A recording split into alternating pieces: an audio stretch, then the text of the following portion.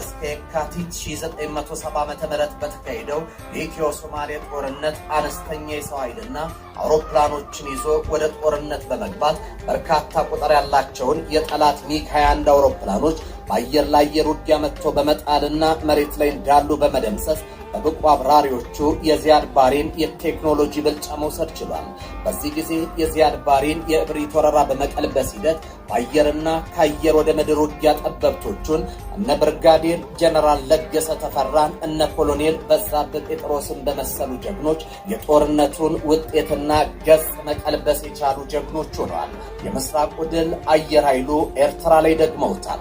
ግንቦት 4 1990 ዓመተ ምህረት የሻዕቢያን ወረራ ተከትሎ የአየር ኃይሉ በመስዋዕትነት የደመቀ አኩሪ ገድል ሰርቷል። ግፍ የፈጸሙ የሻዕቢያ ጄቶችን ዶግ አመድ ከማድረግ ባሻገር የሻዕቢያ አየር ኃይል ሙሉ ለሙሉ ከስራ ውጪ ማድረግ የቻሉት የነ እሸው አንበሳው ጉሩም ኦፕሬሽን የተፈጸመበት ነበር።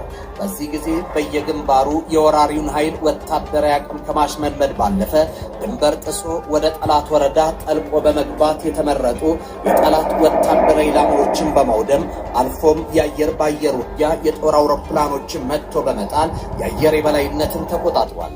የኢትዮጵያ አየር ኃይል በጸረ